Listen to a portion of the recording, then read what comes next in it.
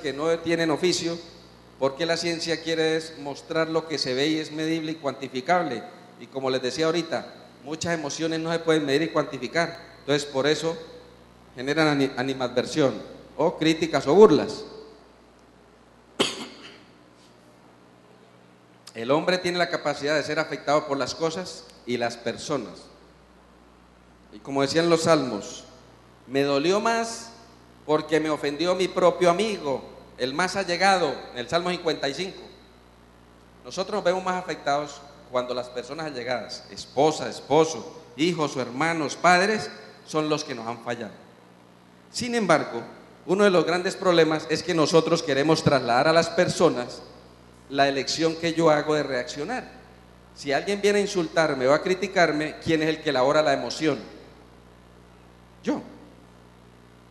Si alguien viene y me juzga, ¿a mí quién es el que me juzga? Dios. En el contexto presente, el Espíritu a través de la conciencia, y a futuro en el juicio Jesucristo. Si yo me dejo juzgar por esa persona, pierdo, me salgo de mis casillas. Pero como yo les dije, en la mañana yo he pedido al Señor que me permita mantener la compostura, el gozo y el control de las emociones, yo no me dejo afectar. Así que así me diga ladrón delante de la gente, así me diga lo que quiera, yo soy el que elijo reaccionar adecuada o inadecuadamente. Entonces alguien viene y ofende a una persona, entonces dice, me dañó el día aquella persona que vino y que yo no sé qué. No, se lo dañó usted porque usted eligió mal, exasperarse, tener rabia, lo que ustedes puedan manifestar, pero la elección es suya. La enfermedad es la respuesta apropiada del cerebro a un trauma externo y forma parte de un programa de supervivencia de la especie.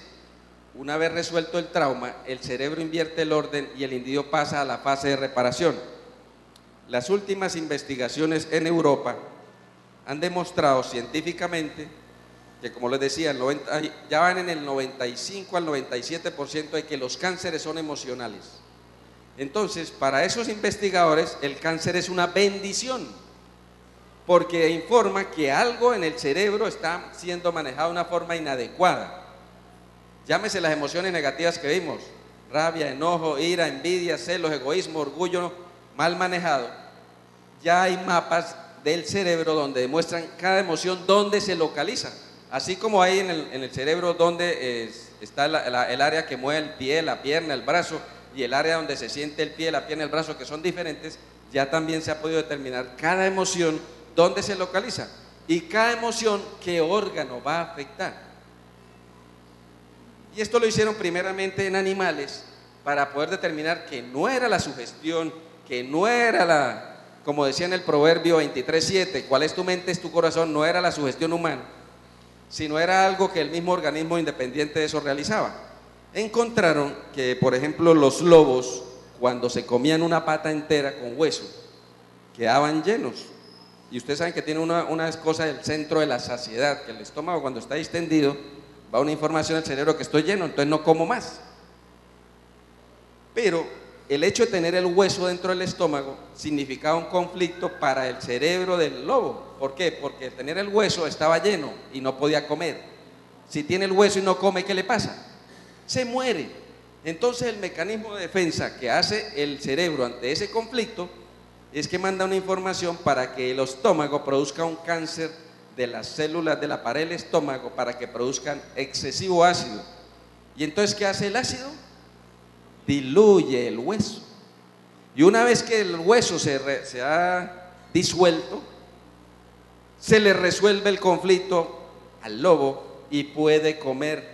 Y al poder comer ya no tiene ese conflicto que va a morir de inanición, y el cerebro se tranquiliza y manda la orden de que ya no haya más tumor en el estómago y se le resuelve.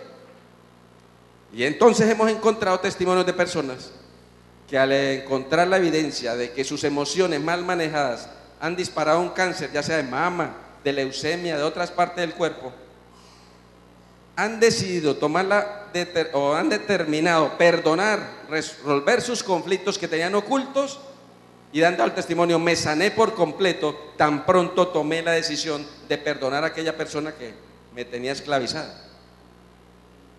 Y entonces cada vez estamos llenándonos más testimonio en ese contexto. Es muy importante porque es una herramienta que no exige quimioterapia, no exige droga, no exige, sino exige ¿qué? Un cumplimiento de lo que el Señor nos ordena, perdonándonos unos a otros.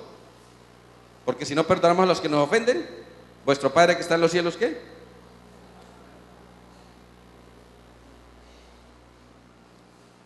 Este es un pensamiento para ayudarnos a cambiar las emociones negativas o los aspectos aparentemente negativos a partes positivas. La oruga, lo que era para la oruga, lo que para la oruga es el fin del mundo, en realidad es una bellísima mariposa. Cuando ustedes miran la oruga, no tiene la hermosura que tiene la mariposa, pero cuando se transforma, entonces viene toda esa belleza que nosotros vemos. Entonces nosotros, cuando aplicamos el principio bíblico de Romanos 8:28, ¿recuerda alguien que dice Romanos 8:28? A los que ¿qué?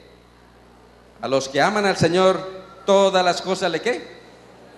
Entonces, todo en la vida tiene un propósito. Y si nos hacen a bien, a pesar de ser circunstancias adversas, es que yo tengo que ver la parte positiva de lo negativo. ¿Nos ha pasado que a veces a alguien se le extravían las llaves un momentico y se ponen furiosos con la familia, con todo y todo, y salen 5 minutos tarde y rabiosos y le informan, uy, menos mal que usted hace 5 minutos no pasó porque hubo un carro bomba? Y entonces ¿qué?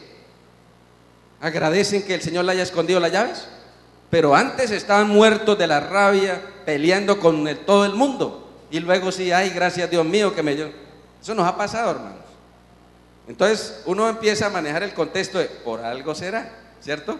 Y entonces con eso se va dando como contentillo para no elaborar esa rabia, esas ofensas que el organismo nos quiere provocar. Entonces tenemos que deshacernos o controlar las emociones. Nunca nos vamos a deshacer de las emociones, sino que pedimos el fruto del control del espíritu, la templanza, el dominio propio.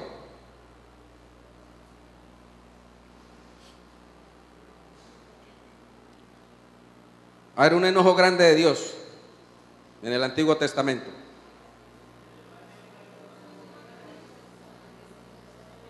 En el Antiguo Testamento el mayor enojo del Señor fue el diluvio. Me lamento de lo que dice la ciencia, extrapolando el tiempo por la vida de las personas de 969, 950, etcétera, que en el momento que ocurrió el diluvio, más o menos 1470 y algo, murieron alrededor de 7.000 millones de personas en el diluvio, por la genealogía. Y no se puede equivocar, hermanos, porque Eclesiastés 1:9 dice, lo que es, ya fue, lo que es, será, nada nuevo hay bajo el sol. Si hubo diluvio con esa mortalidad de aproximadamente 7.000 millones de personas, y estamos esperando que el Señor venga y con fuego arrase esto, ¿cuántos creen que van a morir? ¿Alrededor de cuántos? Casi lo mismo. La Biblia no se equivoca en sus predicciones y en sus confrontaciones. ¿Se enojaba Jesús? Sí, entonces lo que dijeron en el templo, con el templo. Dios se enojó también con Moisés porque le decía a Pepe, pero yo no puedo doler. Y le dije, no, pero es que no va a hablar usted. Se enojó el Señor ahí también. Se enojaba Jesús. ¿Se enojaron los apóstoles? Nosotros.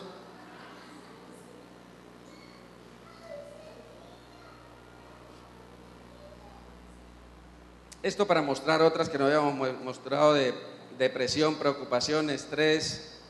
Ahí están combinadas las positivas con las negativas, ¿no? Muchos sufren de soledad. Para otros la soledad es como una virtud. Se deleitan en la soledad. El Señor a veces buscaba estar ¿qué? Solo. ¿Por qué a veces buscamos estar solos? Casi no lo hacemos para buscar al Señor. Lo buscamos para nuestras cosas de mundo. pero raramente nosotros buscamos la soledad para buscar a Dios. Muchos buscan